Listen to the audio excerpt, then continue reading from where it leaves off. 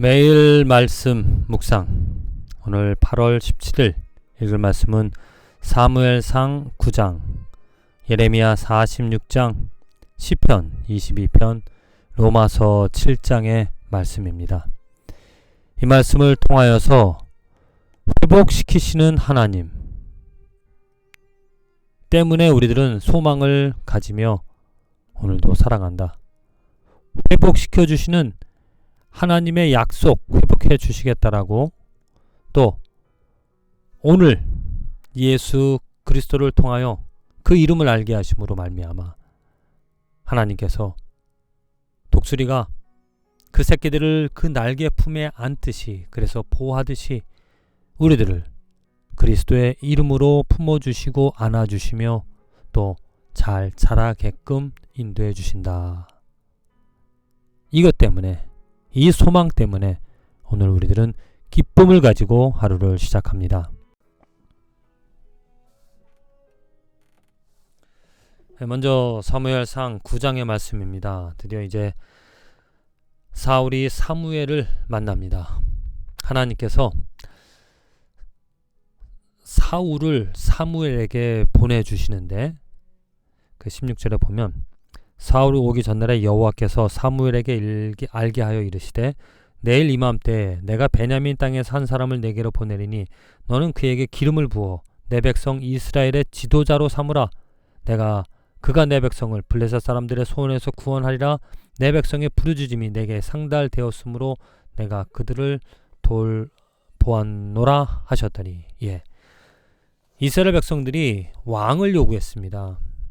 그래서 하나님 입장에서 보면 어찌 보면은 섭섭한, 서운한 것 같은데, 하나님께서는 그 이스라엘 백성들의 고통을 아시고 그들을 구원해 내시고자 그 사울을 사무엘에게 보내어 이스라엘의 지도자로 세워 주시고자 합니다. 하나님의 뜻과 하나님의 마음을 여기서 우리는 이해할 수가 있죠. 내 백성의 부르짖음이 내게 상달되었으므로 그 백성을, 내 백성을 블레셋 사람들의 손에서 구원하겠다. 그 하나님의 뜻을 위하여 사울이 훌륭한 사람이다, 사울이 믿음 있는 사람이다, 그게 아니라 사울은 하나님의 도구, 하나님께서 하나님의 뜻을 이루어 가고자 그 백성들을 블레셋 사람들로부터 구원해 내시고자 사울을 부르신 것입니다. 그래서 사울은 이제 사무엘을 만나 이스라엘의 왕이 되어 하나님의 도구로 그 블레셋 사람의 손으로부터 이스라엘 백성들을 구원해 내어준다라는 거죠. 우리들 삶에서 하나님께서 예수 그리스도를 이제 우리들의 지도자로 보내주셨습니다. 그를 통하여 사울은 부족한 사람입니다. 이후에 나와 있듯이 사울이 믿음을 저버리고 또 순종하지 않음으로 말미암아 범죄하는, 그래서 이제 그 택함을, 그 이스라엘의 왕으로 왕권을 잃어버리는 이후에 이제 다윗에게 그 왕권을 넘기게 되어지는데, 부족함이었던 사울이었지만 그래도 하나님의 도구로 사용을 받았습니다. 그런데 이제 우리들에게는 온전한 지도자 예수 그리스도가 우리들에게 있다는 거죠. 우리들의 고통을 아시고 이 죄 가운데 정말 신음하며 살아가는 그러한 우리들, 하나님께서 구원해 내시고자 온전하신 예수 그리스도를 우리들에게 왕으로, 지도자로 불러주셨다. 그러니 그의 이름을 부르며 그로 말미암아 우리는 구원을 오늘도 경험하며 하나님의 도우심을 보호하여 주시는, 인도하여 주시는 그 사랑을 우리가 받으며 살아갈 수 있다는 거죠. 시편 22편입니다.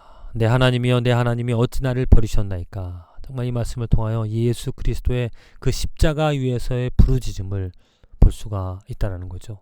죄로 인하여 우리들의 죄를, 전혀 죄가 없었지만 우리들의 죄로 인하여 우리의 죄를 대신 담당하시고 하나님의 저주와 하나님의 외면하심을 받으신 예수 그리스도, 그로 인하여서 그의 그 십자가가 있기 때문에 그의 그 찔림이, 그의 그 아픔이, 고통이 있기 때문에 우리들에게 하나님의 화평과 하나님의 은혜가 주어졌다는 겁니다. 예수 그리스도의 그 희생하심이 있기 때문에 땅의 모든 끝이 여호와를 기억하고 돌아오며 모든 나라의 모든 족속이 주의 앞에 예배하리니 나라는 여호와의 것이요 여호와는 모든 나라의 주제이시미로다. 세상에 모든 풍성한 자가 먹고 경배할 것이요 진토 속으로 내려가는 자 곧 자기 영혼을 살리지 못할 자도 그 앞에 절하리로다. 예, 하나님 앞에 모든 백성들이 예배하기 위하여 하나님께로 돌아오게 하기 위하여 예수 그리스도는 이 모든 고통들을, 아픔을, 또 하나님의 그 저주를, 죄에 대한 심판을 십자가 위에서 당하셨다는 겁니다. 그러니까 예수 그리스도는 단순히 지도자로, 인도자로만 오신 것이 아니라 희생 제물, 그 하나님의 진노를 온몸으로 받으신, 온몸으로 감당하시고 십자가 위에 희생 제물로 돌아가신 구원자로 또 우리들에게 찾아오신 것이죠. 에레미야 46장의 말씀입니다. 하나님께서 애굽에 대해서 분명하게 말씀을 하십니다. 애굽, 바벨론을 통하여 멸망당할 것이다. 바벨론의 느부갓네살 왕이 와서 애굽 땅을 칠 일에 대하여 선지자 에레미야에게 이르신 여호와의 말씀이라. 하나님의 계획, 하나님의 뜻은 변하지 않는다는 거죠. 그럼에도 불구하고 이스라엘 백성들은 그 하나님의 애굽 땅으로 가면, 애굽 땅에 가더라도 하나님의 그 칼을, 진노를 면하지 못할 것이다 라는 경고를 듣고도 애굽 땅으로 데려갑니다.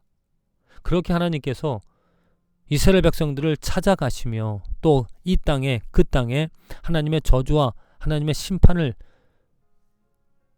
쏟으시는 이유가 있습니다. 무슨 이유 때문에 그러한 고통을, 그러한 징계를 내리시는가? 내 종 야곱아 두려워하지 말라. 이스라엘아 놀라지 말라. 보라, 내가 너를 먼 곳에서 구원하여 내 자손을 포로된 땅에서 구원하리니 야곱이 돌아와서 평안함에 걱정 없이 살게 될 것이라.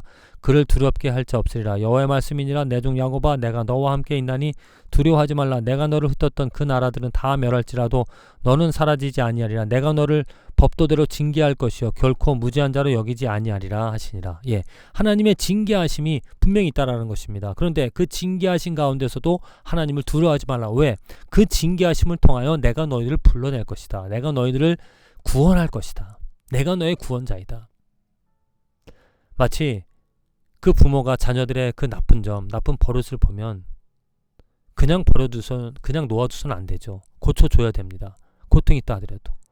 또 마치 의사가 환자의 그 암덩어리를 보면 아픔이 있다 하더라도 그 찢고 그 암이 근원이 되어지는 그것을 떼어내어야 건강해질 수 있다는 거죠. 바로 하나님께서 이스라엘 백성들의 그 죄, 그 더러움, 그것을 아시고 그것을 떼어내고자, 그것을 제거하시고자 이방 민족들을 통하여 이스라엘 백성들을 징계하시는 하나님의 뜻을 여기서 우리들은 볼 수가 있습니다. 우리 삶에서 우리들은 명심해야 될 것이 그냥 편하게만 살아가고자, 대개 교회를 나가는 이유를 살펴보면 내 만족을 위하여, 내 은혜 받는 것, 내 귀, 내 마음, 내 감정들이 만족되어지기를 쫓아서 교회를 구하는 경우가 많죠. 그러나 교회의 목적은 그것이 아닙니다. 제가 지난 주일에 어떤 그 미국 여자분하고 얘기를 나눴는데 그분이 왜 교회를 자기는 나오느냐,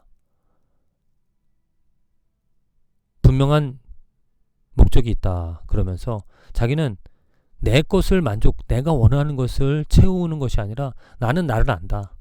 나의 부족함을, 나의 더러움을 내가 변화되어져야 될, 내가 바꿔줘야 될 내 더러운 것들, 습관들, 생각들이 변화되어져야 될 것을 알기 때문에 이 교회에 나와서 교회 생활을 통하여 하나님께서 나를 정결하게, 나의 그 더러운 습관들을, 아니면 더러운 생각들을, 잘못된 것들을 고쳐 내어주시기를 바라는 마음으로 교회에 나온다.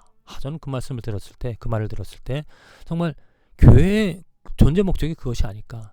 예수의 몸의 지체가 되어진다는 얘기는 나의 생각들, 나의 잘못된 부족함, 또 불편한 것들, 그것들이 이 교회의 공동체를 통하여 지체가 되어짐으로 고쳐지고 변화되어져서 온전한 예수 그리스도의 몸으로 만들어진다. 바로 하나님께서 징계와 고통을 통하여 이스라엘 백성들의 그 암덩어리, 잘못되어진 것, 더러운 것을 씻어내시고 떼어내시며 변화시켜 구원해 주시는 것처럼 우리 삶에도 정말 우리 자신 변화되어져야 되잖아요. 정말 많은 세월 살아왔지만 끝없이 나는 변화되어져야, 버려야 될 것들이 참으로 많이 있습니다. 어떻게 버릴 수 있겠습니까? 바로 하나님의 말씀, 또 이러한 공동체를 통하여 하나님께서 구원해 내어주시는 하나님의 씻어주심으로, 하나님의 만져주심으로 우리는 변화되어질 수 있다.